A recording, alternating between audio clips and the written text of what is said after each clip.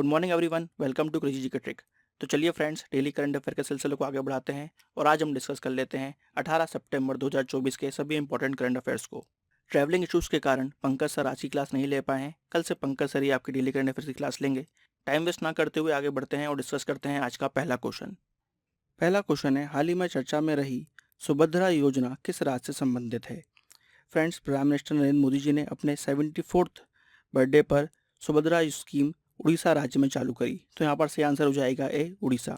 ये योजना हमको उड़ीसा में देखने को मिलेगी, जिसके तहत 21 से लेकर 60 वर्ष की महिलाओं को हर वर्ष 10,000 रुपये मदद के रूप में प्रदान किए जाएंगे। ये 10,000 रुपये 2 इंस्टॉलमेंट्स में दिए जाएंगे। 5-5 हज़ार के इंस्टॉलमेंट में उड़ीसा सरकार महिलाओं की ये मदद करेगी। वर्तमान में हम देखते हैं कि उड़ीसा के चीफ मिनिस्टर हैं मोहन मांझी और वहाँ के गवर्नर हैं रघुबर दास जी।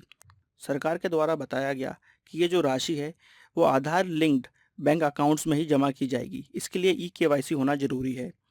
यहाँ पर सभी लाभार्थियों का सुभद्रा डेबिट कार्ड भी बनाया जाएगा। ये स्कीम फ्रेंड्स आने वाले 5 सालों तक चलेगी। 2024-25 से लेकर 2028-29 तक ये स्कीम चलने वाली है, जिसके लिए सरकार ने लगभग 55,825 करोड़ का बजट तय किया है। वर्तमान वित्त वर्ष में हम देखते हैं कि 10,000 करोड़ का प्रावधान किया गया है। प्राइम मिनिस्टर ने फ्रेंड्स अपने जन्मदिन के मौके पर उड़ीसा के अंदर 2,871 करोड़ के रेलवे प्रोजेक्ट्स और 1,000 करोड़ के हाईवे प्रोजेक्ट्स का भी उद्घाटन किया। इसी के साथ फ्रेंड्स उन्होंने 26 लाख घरों का भी उद्घाटन किया प्रधानमंत्री आवास योजना के तहत भुवनेश्वर में। प्राइम मिनिस्टर नरेंद्र मोदी जी के जन्मदिन पर क्रेजी जी के ट्रिक की तरफ से उनको हार्दिक हार्दिक शुभकामनाएं। और जिस तरह से प्रधानमंत्री इस उम्र में भी एक नौजवान की तरह काम करते हैं, यह हम सभी के लिए एक प्रेरणा स्रोत है और हम सबको गर्व है कि भारत को ऐसा प्रधानमंत्री मिला। चलिए आगे बढ़ते हैं और देखते हैं नेक्स्ट क्वेश्चन। एमएसएमई मंत्रालय ने क्रिएट पहल कहाँ शुरू की है? Create basically centre for rural enterprise acceleration through technology, इसका शॉर्ट फॉर्म है। ये स्कीम हम देखते हैं कि यूनियन मिनिस्टर ऑफ एमएसएमई यानी कि माइक्रो स्मॉल मीडियम एंटरप्राइजेस के जो यूनियन मिनिस्टर हैं जीतन राम मांझी जी ने इसको लेह से चालू किया है। आइए थोड़ा क्रिएट के बारे में समझ लेते हैं। क्रिएट के तहत क्या क्या यहाँ पर केंद्र सरकार द्वारा सुविधाएं प्रदान की जाएंगी, उसको पहले देख लेते हैं। तो फ्रेंड्स, यहाँ पर पश्मीना ऊन की रूटिंग की सुविधा दी जाएगी। गुलाब और अन्य फूलों से किस तरह से तेल निकाला जाए, उसकी सुविधा दी जाएगी। साथ साथ फ्रेंड्स, फलों पर और कच्चे माल पर किस तरह से बायो प्रोसेसिंग की जाए, इसकी सुविधाएं भी यहाँ पर दी जाएंगी। इससे क्या लाभ होगा? तो फ्रेंड्स, यहाँ पर स्थानीय उत्पादन में वृद्धि होगी, लोकल प्रोडक्शन बढ़ेगा, उत्पादन की क्वालिटी भी यहाँ पर बढ़ेगी, गुणवत्ता में सुधार होगा, आर्थिक सक्षमता में वृद्धि होगी, इकोनॉमिक बेनिफिट्स यहाँ पर देखने को मिलेंगे। और साथ में फ्रेंड्स, जो यहाँ पर लोकल आर्टिशंस हैं, लोकल लोग हैं, उनको आजीविका यानी कि लाइवलीहुड का सोर्स भी यहाँ से मिलने वाला है। तो क्रिएट योजना बेसिकली एमएसएमई ने चालू की है। कहाँ पर? लेह में। ये हमको याद रखना है। आगे बढ़ने से पहले फ्रेंड्स, हम डिस्कस कर लेते हैं आज का ऑफर ऑफ द डे। आज के ऑफर ऑफ द डे में आपको फ्रेंड्स पॉलिटी का कोर्स ऑफर किया जा रहा है। पॉलिटी का कोर्स फ्रेंड्स जो वन डे एग्जाम्स हैं उनके लिए रिकॉर्डेड बैच हमारे लिए बायलिंगुअल लैंग्वेज में अवेलेबल है, जहाँ पर पंकज सर ने इंडियन पॉलिटी को बहुत ही डिटेल और अच्छी तरीके से पढ़ाया है। ये बैच आपको सिर्फ 99 रुपीज़ में इस वक्त अवेलेबल रहेगा 24 घंटे के लिए। और जो बच्चे फ्रेंड्स सिविल सर्विसेज की तैयारी कर रहे हैं, लोक सेवाओं की तैयारी कर रहे हैं, उनके लिए जो बैच है ये 199 का है। यानी सिविल सर्विसेज के लिए 199 और वन डे एग्जाम्स के लिए 99 में इंडियन पॉलिटी का बैच आपको रूट एप्लीकेशन और क्रेजी जी के ट्रिक एप्लीकेशन पर अवेलेबल रहेगा।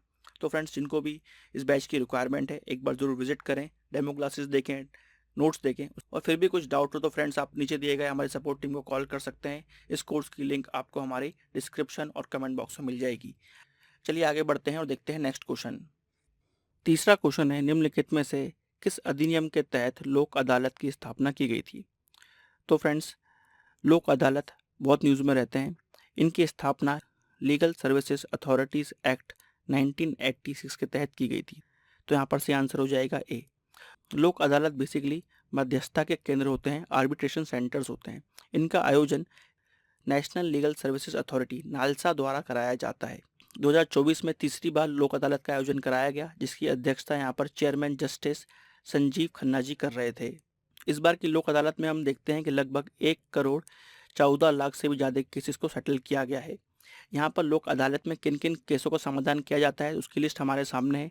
यहाँ पर जो भी केसेस क्रिमिनल कंपाउंडेबल ऑफेंस होते हैं, कंपाउंडेबल ऑफेंस ऐसे ऑफेंस होते हैं जो ज़्यादा सीरियस नहीं होते, जहाँ पर मध्यस्थता की गुंजाइश होती है, उन केसेस को यहाँ पर रिजॉल्व किया जाता है। जैसे कि ट्रैफिक चालान हुआ, रेवेन्यू के मैटर हुए, बैंक रिकवरी के केस हुए, मोटर बाइक एक्सीडेंट के क्लेम हुए, चेक बाउंस होने के case, labour dispute, matrimonial disputes को भी यहाँ पर देखा जाता है। सिर्फ डिवोर्स के केसेस को यहाँ पर नहीं देखा जाता। कंज्यूमर अफेयर्स को और दूसरे सिविल केसेस को यहाँ पर देखा जाता है। अब बात आती है कि लोक अदालत के पास किस तरह की पावर होती है। तो लोक अदालत के पास सिविल कोर्ट की पावर होती है, उसी के तहत यहाँ पर लोक अदालत जो है सेटलमेंट करती है। यहाँ पर लोक अदालत का जो भी निर्णय होता है उनको कानून के अंतर्गत लिया जाता है। इन मामलों में अब तक हम देखते हैं कि कुल मिलाकर अब तक 8,482 करोड़ रुपए की राशि बच चुकी है, यानी कि फ्रेंड्स जो लीगल मामलों में खर्चा होता है उसको इतना बचाया गया है। लोक अदालत में जो भी यहाँ पर फैसले होते हैं उनमें कोर्ट की फीस है वो नहीं लगती है, ये सबसे अच्छी बात है इसकी, और ये जनता की अदालत इसको कहा जाता है। 1982 में पहली बार लोक अदालत गुजरात में अनऑफिशियली लगाई गई थी, जिसके बाद 1987 में यह अधिनियम आता है और फिर इसको लोक अदालत को स्टैट्यूटरी स्टेटस मिल जाती है। फ्रेंड्स 2002 में इसके अंदर अमेंडमेंट किया गया और फिर बहुत जगहों पर लोक अदालत स्थायी रूप से भी बनाई गई। लोक अदालत को जैसा कि मैंने बताया कोर्ट ऑफ सिविल प्रोसीजर के तहत इसको चलाया जाता है, सिविल कोर्ट का अधिकार इसको प्राप्त होता है। नालसा और दूसरे अन्य लोक सेवा संस्थानों द्वारा लोक अदालत का आयोजन समय समय पर कराया जाता है। लोक अदालत में फ्रेंड्स कोई भी कोर्ट फीस नहीं होती है, इस पॉइंट को भी याद रखिएगा। तो फ्रेंड्स यहाँ पर मैं लोक अदालत के बारे में बहुत ही डिटेल्ड स्टडी की है, क्योंकि इस टॉपिक पर बहुत बार क्वेश्चंस हमको एग्जाम में देखने को मिल चुके हैं। आइए देखते हैं नेक्स्ट क्वेश्चन। निम्न में से किसे नई दिल्ली का मुख्यमंत्री नियुक्त किया गया। अरविंद केजरीवाल के इस्तीफे के बाद दिल्ली की नई सीएम अब बनने वाली हैं आतिशी सिंह। तो यहाँ पर सही आंसर हो जाएगा बी, आतिशी सिंह। आतिशी सिंह सुषमा स्वराज और शीला दीक्षित के बाद दिल्ली की तीसरी महिला मुख्यमंत्री रहने वाली हैं। आतिशी फ्रेंड्स इस समय दक्षिण दिल्ली की विधायक हैं जो दिल्ली सरकार में कैबिनेट मिनिस्टर हैं। यहाँ पर फ्रेंड्स अगर हम बात करें अरविंद केजरीवाल की, लिकर एक्सरसाइज पॉलिसी के तहत फ्रेंड्स अरविंद केजरीवाल जी को कुछ समय की जेल हुई थी, जिसके बाद अभी वो बेल पर हैं और इसी के चलते यहाँ पर देखा जा रहा है कि उन्होंने सीएम पद से इस्तीफा दिया है। आम आदमी पार्टी की सरकार इस वक्त दिल्ली और पंजाब में है। फ्रेंड्स आम आदमी पार्टी भी एक नेशनल पार्टी है, इस पॉइंट को भी नोट करिएगा।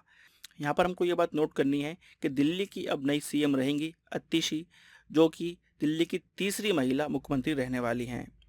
आइए देखते हैं नेक्स्ट क्वेश्चन। 8वें भारत जल सप्ताह का उद्घाटन किसके द्वारा किया गया है। राष्ट्रपति द्रौपदी मुर्मू जी ने 8वें भारत जल सप्ताह का उद्घाटन किया है। मिनिस्ट्री ऑफ जल शक्ति द्वारा 2012 से भारत जल सप्ताह का आयोजन किया जा रहा है, उसी का उद्घाटन फ्रेंड्स यहाँ पर हमारी राष्ट्रपति द्रौपदी मुर्मू जी ने किया। तो सही आंसर यहाँ पर डी, प्रेसिडेंट द्रौपदी मुर्मू जी।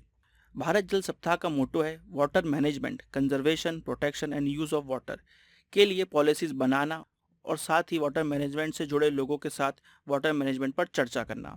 यहाँ पर हमारी प्रेसिडेंट ने नई दिल्ली में स्थित भारत मंडप में 8वें भारत जल सप्ताह का उद्घाटन किया। ये जल सप्ताह 17 से लेकर 23 सितंबर 2024 तक मनाया जाएगा। 8वां भारत जल सप्ताह 2024 का विषय है समावेशी जल विकास और प्रबंधन के लिए साझेदारी और सहयोग।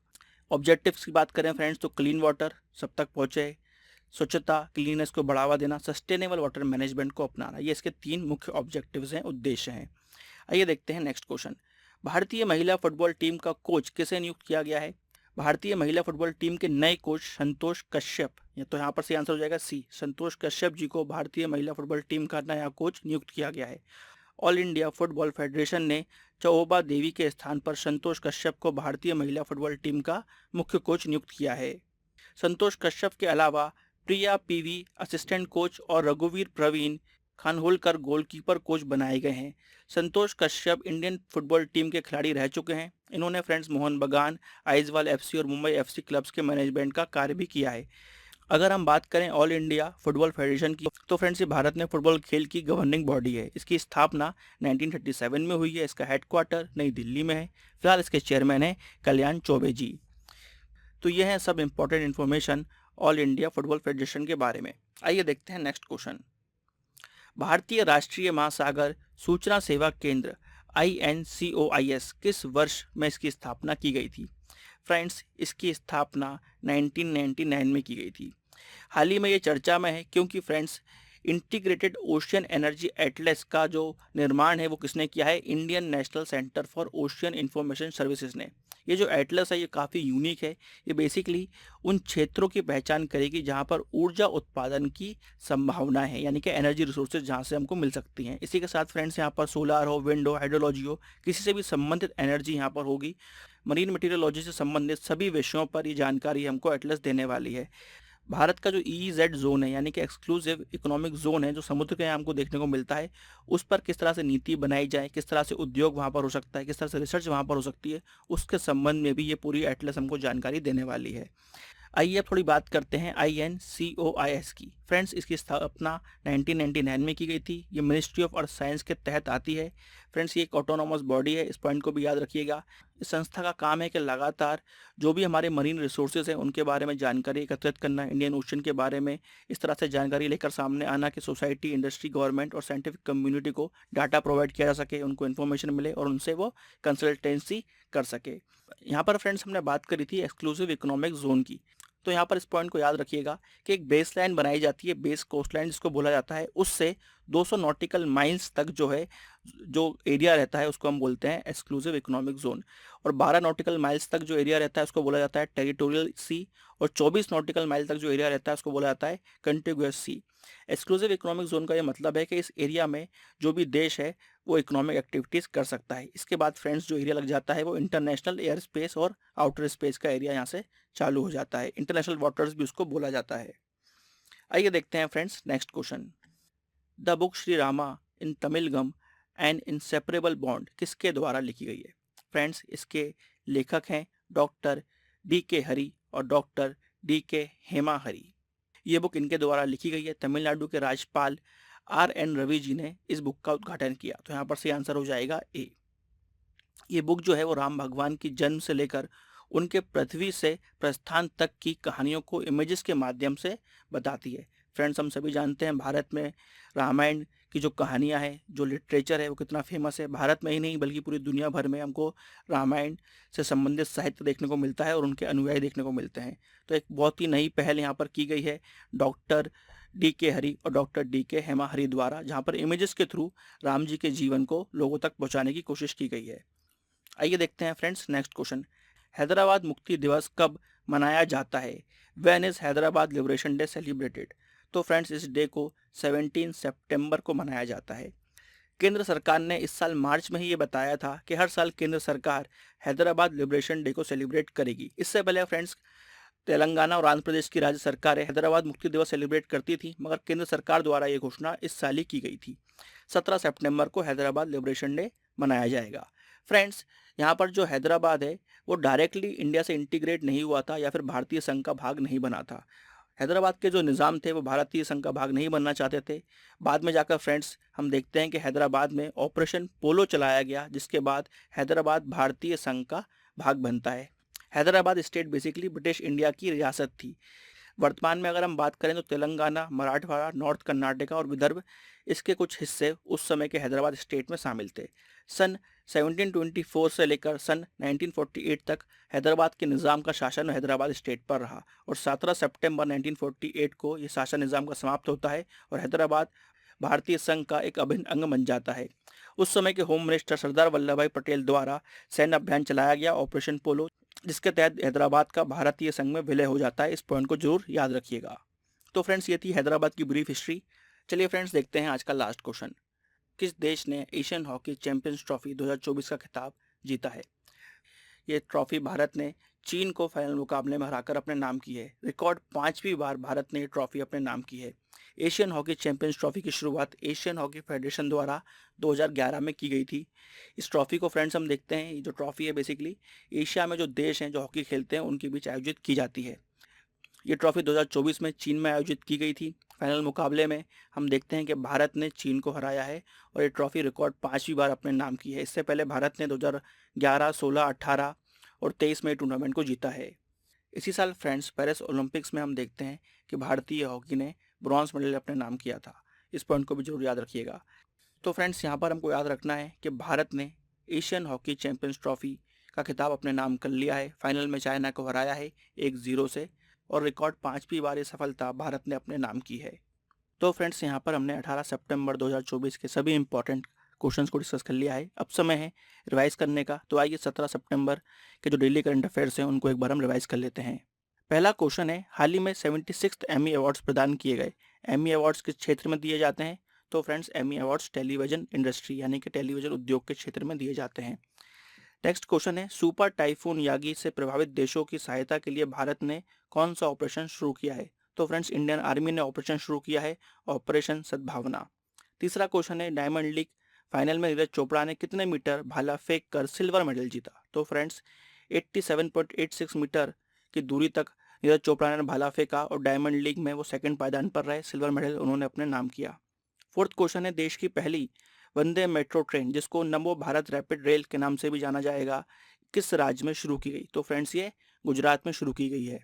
फिफ्थ क्वेश्चन है, 15 सितंबर को नेशनल इंजीनियर्स डे किसके सम्मान में मनाया जाता है? नेशनल इंजीनियर्स डे को डॉक्टर एम विश्वेश्वरैया के सम्मान में मनाया जाता है। नेक्स्ट क्वेश्चन है, fourth global renewable energy investors meet and expo, re invest के नाम से भी इसको जाना जाता है, इसकी थीम क्या है? इसकी थीम है मिशन 500 गीगावाट्स। सेवेंथ क्वेश्चन, किस मंत्रालय द्वारा Bharat startup knowledge access registry Bhaskar initiative digital platform launch किया गया है? इसको लॉन्च किया गया है ministry of commerce and industry द्वारा। एट्थ क्वेश्चन, डब्ल्यूएचओ ने एमपॉक्स के खिलाफ पहली वैक्सीन को मंजूरी दी, वैक्सीन का नाम क्या है? तो फ्रेंड्स वैक्सीन का नाम है MVABN वैक्सीन। नाइन्थ क्वेश्चन है, दिल्ली के किस मुख्यमंत्री का कार्यकाल सबसे लंबा है? तो फ्रेंड्स अब तक हम देखते हैं दिल्ली में सबसे लंबा कार्यकाल शीला दीक्षित जी का रहा है। और लास्ट क्वेश्चन, चर्चा में रही प्रधानमंत्री खनिज क्षेत्र कल्याण योजना कब शुरू की गई? तो फ्रेंड्स इस योजना को 17 सितंबर 2015 में चालू किया गया था। इस योजना को पूरे 9 साल हो चुके हैं।